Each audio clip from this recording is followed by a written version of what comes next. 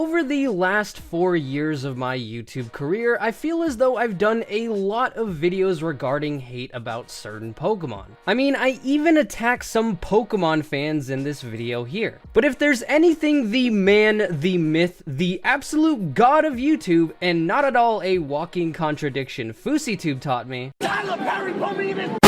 is that hate dies and love arrives. But idiotic people aside, I can't say that I don't support that slogan. Although my channel seems to tell another story, but either way, it got my mind thinking of what Pokemon everyone and their mother love to death. And so today, I decided to do a video on the top 5 Pokemon that everybody seems to love. Now, of course, this doesn't mean that everyone loves these Pokemon, but more so the majority of fans do. I just titled it the way it is because of simplicity, and it makes more sense than to title it top 5 Pokemon that most people seem to like. So please leave those hate comments about how you dislike X Pokemon and you're an idiot and not everybody likes this Pokemon at the door, please, because it would be really nice. If you guys enjoyed the video, be sure to leave a like, subscribe, and share this video with a friend.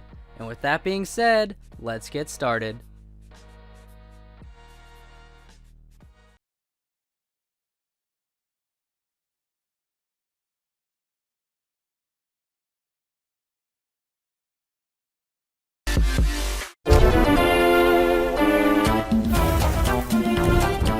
So our first Pokemon on this list is one of my favorite dragon types of all time, Flygon. Honestly, I don't think I've ever seen anything bad about Flygon before, and I promise that's not just my personal bias speaking. I genuinely believe that most, if not all of the community loves this thing. I mean, come on, did you see it in the Jirachi movie? That thing was freaking awesome. And design-wise, it's just plain cool. I think people can appreciate a design even more when it has actual lore and bases behind it, rather than just being a Pokemon for the sake of being one. The entire Flygon line is actually based off insects called antlions, instead of what people commonly think is the dragonfly. The larva of the antlion digs traps in the sand, waiting to prey on ants for a total of about 3 years before they grow their wings, which makes sense as this is the form that Trapinch is based on. This also explains why it feels like it takes forever to actually evolve the thing. Now this by itself is cool enough, as it perfectly adapts how these insects live in nature, but the subtle things are what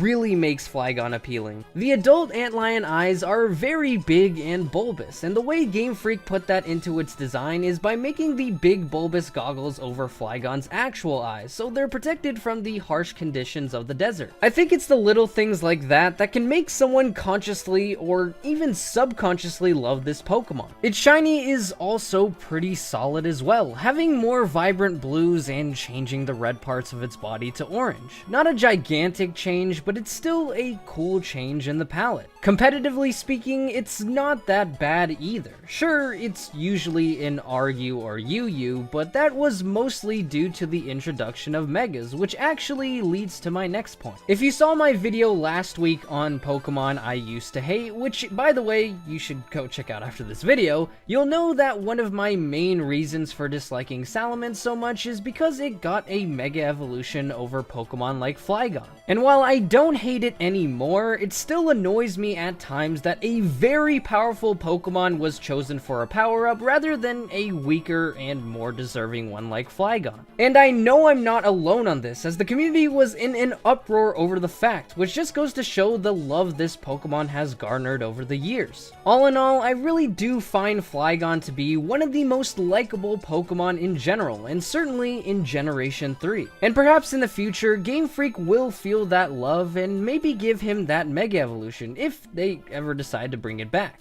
A man can dream, can he?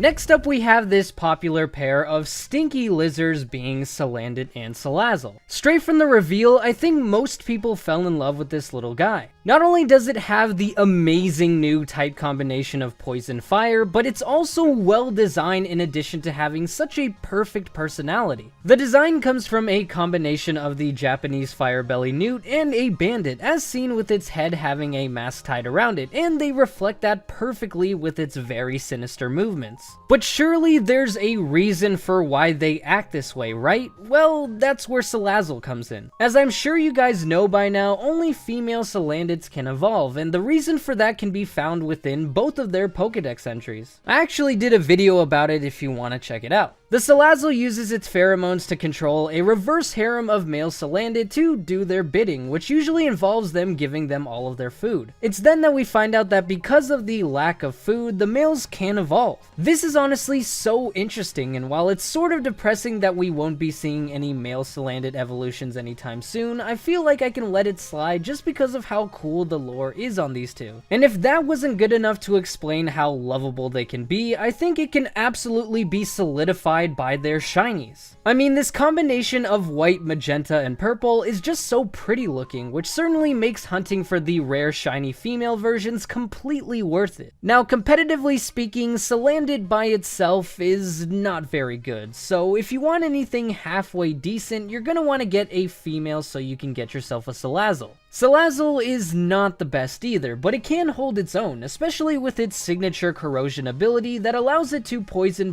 types as well as steel, one of the best types in the entire series. But its lack of bulk and coverage moves really hinders this Pokemon competitively. But just looking at the two as a whole, they've already left such a nice impact on the community. From all of the memes, disgusting fan art that I won't be talking about, and show of admiration for the two, it really feels like they became some of the most popular Pokemon in the franchise overnight. And it's those reasons why Salandit and Salazzle made it onto the list.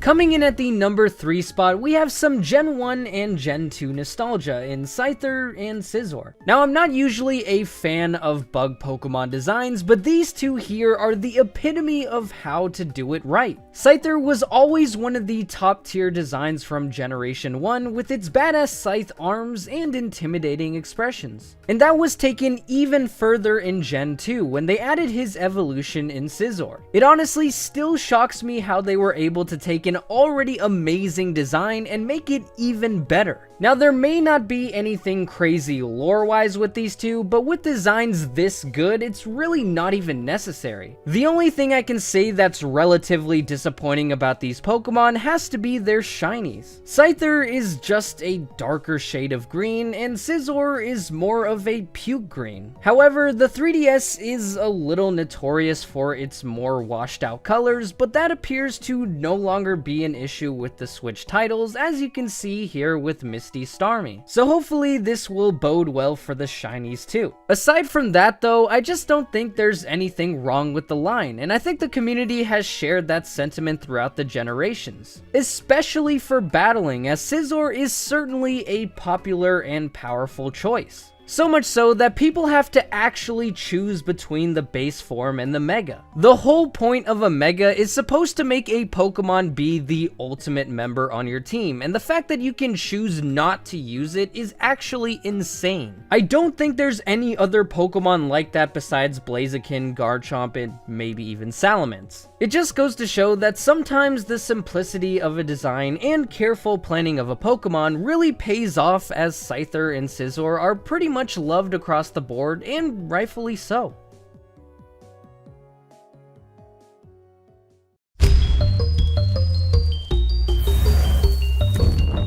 Coming in at the number 2 spot, it is arguably one of the most popular legendary Pokemon in history, Lugia. We were first introduced to Gen 2 through Ho-Oh's appearance in the anime, but the flagship Pokemon to promote the new generation was Lugia with the Power of One movie. A film that still resonates with fans today as one of, if not the best Pokemon films ever made. At this point, Lugia completely outshines its counterpart Ho-Oh. Design-wise, while it has no concrete basis, is still probably one of the most memorable designs in Pokemon. But the popular guesses as to what it's based on is a combination of a Plesiosaur and the Ryujin, the dragon god of the sea in Japanese mythology. Bulbapedia even goes on to explain that its shiny variation, which consists of a light pink and maroon, matches the colors of Ryujin's undersea palace. This to me is the absolute coolest reasoning for a shiny, and that extra bit of knowledge makes me love Lugia even more than I already do. I mean, for Christ's sake, it used to be the mascot on my channel at one point. But the community and myself clearly aren't the only ones that love Lugia to death, as the Pokemon Company has really pushed Lugia hard over the last 2 decades.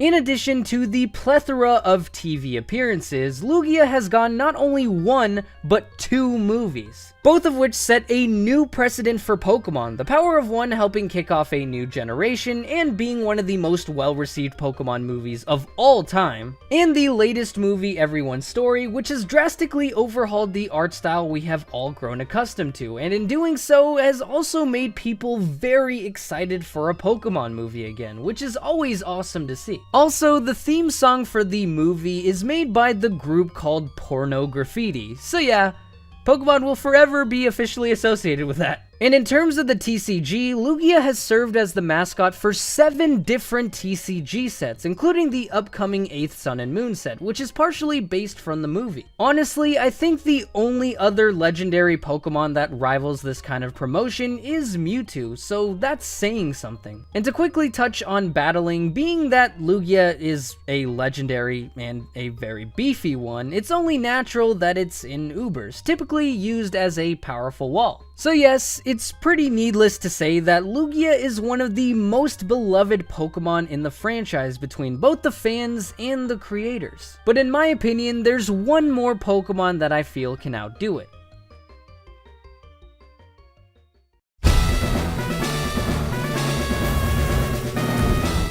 Finally, at the number 1 spot, we have another legendary Pokemon, but not in the way you would think. It is none other than the Arcanine line. Now, some of you may not agree with my reasoning, but here's why I believe Arcanine is the most loved compared to the others. It's really due to the simplicity and lack of oversaturation. Yes, on Lugia, I gave many points about why he's super popular between both the fans and Pokemon themselves, but when you milk it really hard for over 20 years, people will eventually grow numb to it. It's kind of the problem that Pokemon like Mewtwo, Charizard, and Pikachu face. Even Greninja is starting to creep up there. That's not to say that everyone has, but I just feel that nowadays when you see something cool promoted with a Pokemon like Lugia, most would just kind of be content with it. It wouldn't blow their minds. But when Arcanine, for example, was shown to be a rideable Pokemon in Let's Go, I think the entire community collectively lost their shit,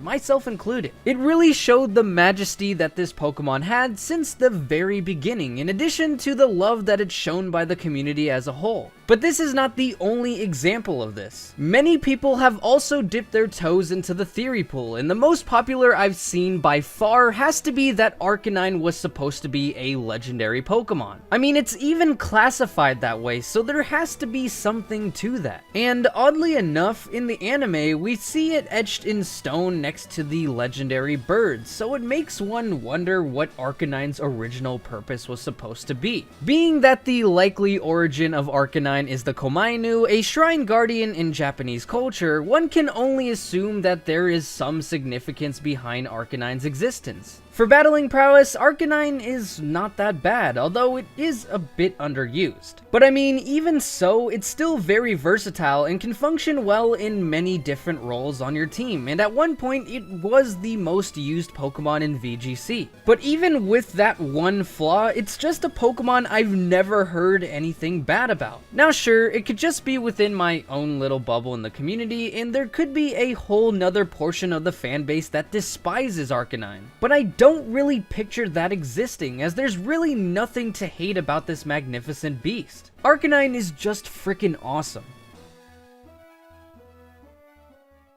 Thank you guys so much for watching. If you enjoyed the video, be sure to leave a like and let me know in the comments section below. If you haven't already, subscribe to the channel and become an Eryizo today. If you want to check out the previous video I did, be sure to click the annotation on the left. If you want to see more Pokemon Let's Go videos, click the other annotation on the right. And with that being said, I will see you guys next time.